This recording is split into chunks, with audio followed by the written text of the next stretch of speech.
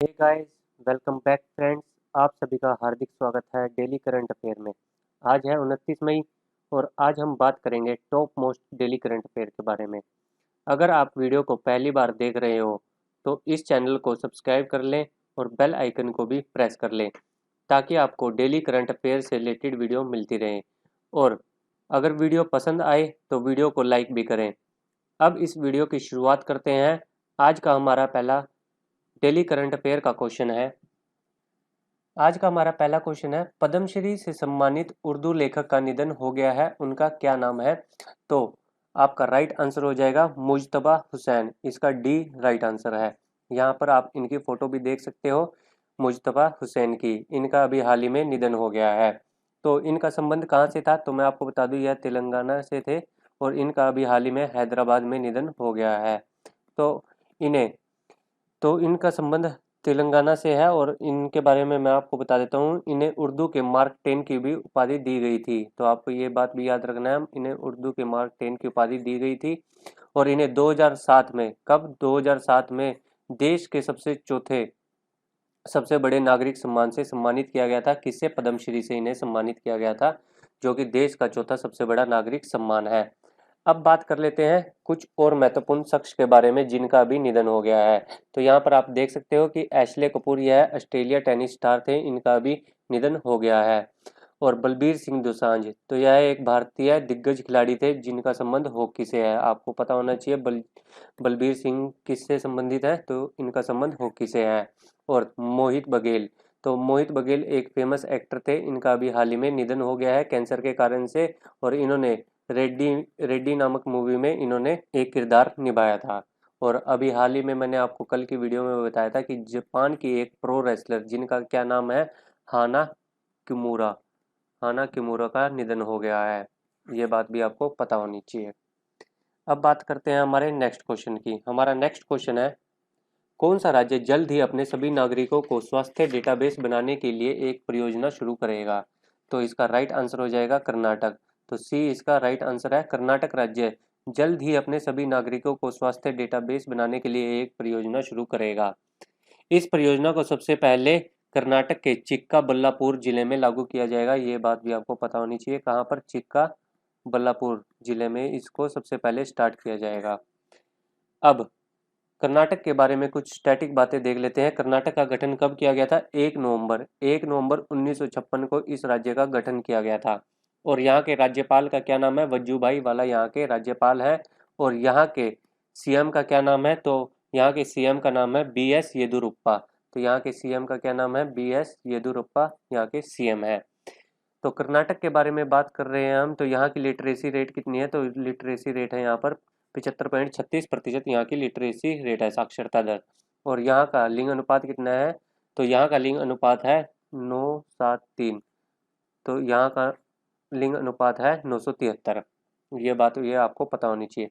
यहाँ के फेमस राष्ट्रीय उद्यान है जैसे कि बांदीपुर, कुद्रेमुख और राजीव गांधी।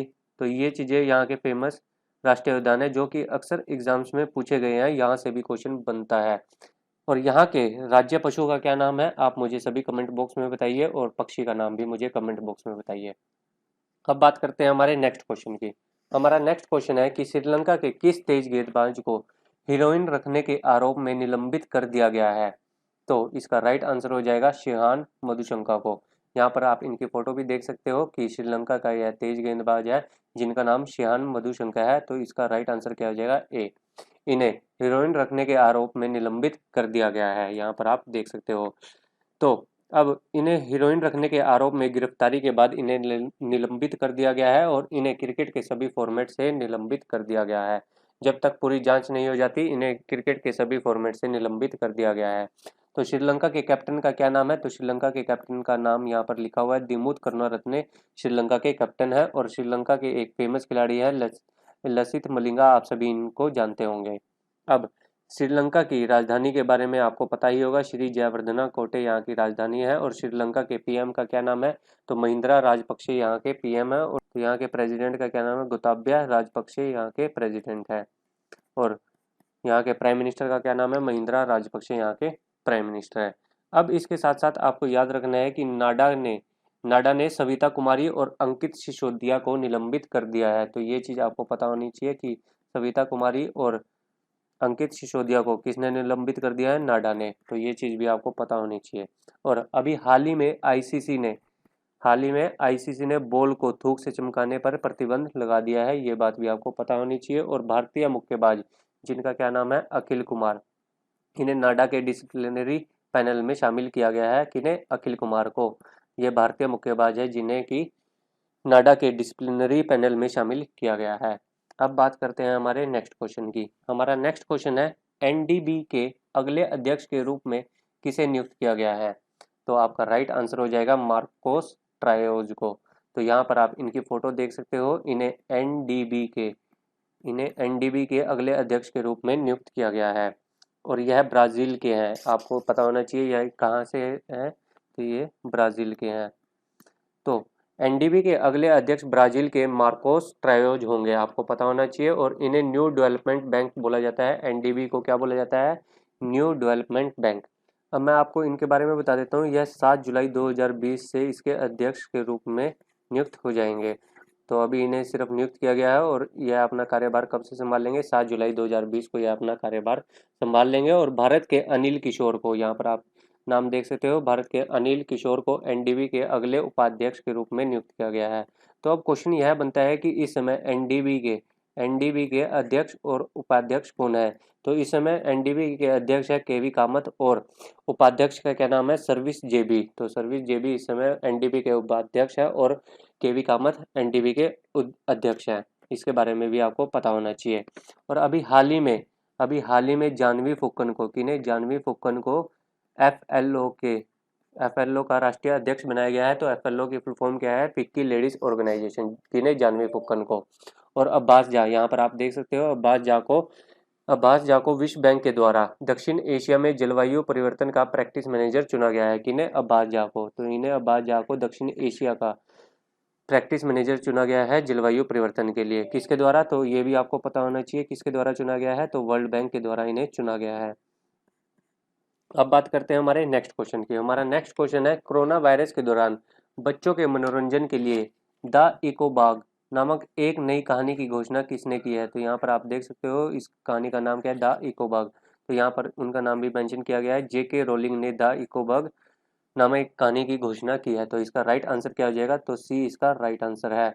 अब बात करते हैं जेके रोलिंग के बारे में, थोड़ा सा देख लेते हैं। इन्हें 2012 में freedom of the city of London award दिया गया था। कब, 2012 में इन्हें freedom of the city of London award दिया गया था। अब बात करते हैं, इनका जन्म 1965 में हुआ था और यह कहाँ से संबंध रखते हैं, तो इनका जन्म यूके में हुआ था। तो आपको पता होना चाहिए यूनाइटेड किंगडम में इनका जन्म हुआ था। और अब बात करते हैं सलमान रुश्दी के बारे में। तो यहाँ पर आप देख सकते हो कि सलमान रुश्दी भी एक फेमस राइटर है। तो यहाँ से भी क्वेश्चन अक्सर एग्जाम्स में पूछा जाता है। तो इनकी दो फेमस बुक के बारे में मैं आपको बता देता हूँ। एक तो मिडनाइट चिल्ड्रन, बहुत बार पेपर में पूछा गया है। तो आपको इनके बारे में पता होना चाहिए कि मिडनाइट चिल्ड्रन बुक किसके द्वारा लिखी गई है, तो सलमान रश्दी इसका राइट आंसर हो जाएगा। और the ground beneath her feet, यह भी सलमान रुश्दी के द्वारा लिखी गई है, ग्राउंड बीनेथ दी फीट। तो अब मिडनाइट चिल्ड्रन कब लिखी गई थी, तो इसके बारे में मैं आपको बता देता हूँ। यह 1981 में प्रकाशित की गई थी। तो 1981 में इन्हें प्रकाशित किया गया था, किसके द्वारा, सलमान रुश्दी के द्वारा इन्हें प्रकाशित किया गया था। अब हमारा नेक्स्ट क्वेश्चन है, मई 2020 में पी कुमरान को किस देश में भारत के अगले उच्चायुक्त के रूप में नियुक्त किया गया है। तो यहाँ पर आप देख सकते हो कि किन्हें, पी कुमरान को। तो इसका राइट आंसर हो जाएगा ए, इसका राइट आंसर है, सिंगापुर में इन्हें नियुक्त किया गया है। किन्हें, पी कुमरान को। तो पी कुमरान को सिंगापुर गणराज्य में भारत के अगले उच्चायुक्त के रूप में नियुक्त किया गया है। वह जावेद अशरफ का स्थान लेंगे। किनका, तो जावेद अशरफ का यह स्थान लेंगे। इनके बारे में आपको पता होना चाहिए। और जावेद अशरफ अब फ्रांस में भारत के उच्चायुक्त का पदभार संभाल लेंगे। कहाँ पर, तो यह फ्रांस में भारत के लिए एक उच्चायुक्त होंगे। अब कल के वीडियो में मैंने आपको बताया था कि नाइजर में भारत के अगले राजदूत का क्या नाम है। तो आपको पता होना चाहिए, राजेश जोशी भारत के अगले राजदूत हैं, इन्हें नाइजर में नियुक्त किया गया है। अब बात कर लेते हैं सिंगापुर की। तो सिंगापुर की कैपिटल का क्या नाम है, तो सिंगापुर की कैपिटल है सिंगापुर सिटी। और यहाँ के पीएम का क्या नाम है, तो यहाँ के पीएम का नाम है ली हैसिन लुंग। यहाँ के पीएम है और यहाँ के प्रेसिडेंट का क्या नाम है, हलीमा याकूब। हलीमा याकूब यहाँ के याकूब, तो हलीमा याकूब यहाँ के प्रेसिडेंट है। अब यहाँ की लैंग्वेज, कई बार एग्जाम्स में क्वेश्चन यहाँ से पूछ लिया जाता है कि सिंगापुर की लैंग्वेज का क्या नाम है, मले। तो मले यहाँ की लैंग्वेज है। अब हमारा नेक्स्ट क्वेश्चन है, नेक्स्ट क्वेश्चन के बारे में हम देख लेते हैं। मई 2020 में किस रेटिंग ने भारतीय अर्थव्यवस्था को चालू वित्त वर्ष में कितने प्रतिशत कम होने का अनुमान लगाया है? तो फिच ने भारतीय अर्थव्यवस्था को चालू वित्त वर्ष में 5% कम होने का अनुमान लगाया है। तो इसका राइट आंसर हो जाएगा सी, इसका राइट आंसर है कितना, 5% इसका राइट आंसर है। नेक्स्ट क्वेश्चन है हमारा, 28 मई को कौन सा दिवस मनाया जाता है? तो अब पूछा गया है 28 मई को कौन सा दिवस मनाया जाता है, तो इसका राइट आंसर हो जाएगा विश्व मासिक धर्म स्वच्छता दिवस। प्रत्येक वर्ष कब मनाया जाता है? तो यह 28 को मनाया जाता है। इस दिन को मनाने का विचार मासिक धर्म से जुड़े सामाजिक कलंक को बदलना है। तो अब की बार इसकी थीम क्या है? तो यहाँ से भी क्वेश्चन पूछा जा सकता है, विश्व मारी में महामारी। तो इसकी थीम क्या है? विश्व मारी में महामारी। तो इसके बारे में आपको पता होना चाहिए अब की बार इसकी थीम क्या है। तो 2020 की थीम है इसकी। अब कुछ और इम्पोर्टेंट डेज के बारे में बात कर लेते हैं। विश्व कछुआ दिवस कब मनाया जाता है? तो यह प्रत्येक वर्ष 23 मई को मनाया जाता है। इसके बारे में आपको पता होना चाहिए। और प्रत्येक वर्ष 21 मई को आतंकवाद दिवस मनाया जाता है, एंटी टेररिज्म डे। और विश्व जैव विविधता दिवस कब मनाया जाता है? तो विश्व जैव विविधता दिवस प्रत्येक वर्ष 22 मई को मनाया जाता है। अब बात करते हैं हमारा आज के लास्ट क्वेश्चन के बारे में। आज का हमारा लास्ट क्वेश्चन है, भारतीय वायुसेना के स्क्वाड्रन फ्लाइंग बुलेट्स में किस लड़ाकू विमान को शामिल किया गया है? तो यहाँ पर इसका राइट आंसर हो जाएगा तेजस MK-01 FOC को। तो इसका राइट आंसर क्या है? तो ए इसका राइट आंसर है, तेजस MK-0 FOC को भारतीय स्क्वाड्रन में शामिल किया गया है फ्लाइंग बुलेट्स में। तो यहाँ पर आप देख सकते हो कि भारतीय वायुसेना द्वारा वायुसेना स्टेशन सुलूर में, कहाँ पर? सुलूर में तेजस MK FOC को विमान को हाल ही में पुनर्जीवित किए गए नंबर 18 स्क्वाड्रन, जिसे फ्लाइंग बुलेट्स के नाम से भी जाना जाता है, में शामिल किया गया है। तो आप यहाँ से देख सकते हो कि फ्लाइंग बुलेट्स को किस नाम से जाना जाता है? 18 स्क्वाड्रन। तो 18 स्क्वाड्रन भी इसे बोला जाता है, इसमें शामिल कर लिया गया है जिसे तेजस MK FOC को। यह एक एकल इंजन है और यह एक हल्के वजन का एक लड़ाकू विमान है जो कि बहुत ही चुस्त और किसी भी मौसम में उड़ने की क्षमता रखता है। यह हवा से हवा में ईंधन भरने में भी सक्षम है और इस तरह के विमान को शामिल करने वाला यह भारतीय पहला लड़ाकू विमान बन गया है। कौन सा? तेजस MK-01 FOC। तो इसे भारतीय फ्लाइंग बुलेट्स में शामिल किया गया है। और मैंने आपको कल की वीडियो में बताया था कि भारतीय नौसेना में एक LCU युद्धपोत शामिल किया गया है। इसकी फुल फॉर्म क्या है? Landing craft utility. INLCU L57 शामिल किया गया है किसमें? भारतीय नौसेना में। और अभी हाल ही में मैंने आपको बताया था कि नई दिल्ली में सेना कमांडरों का सम्मेलन शुरू हो गया है। कब से कब तक? तो 27 मई से 29 मई तक यह चलेगा। तो इसके बारे में भी आपको पता होना चाहिए।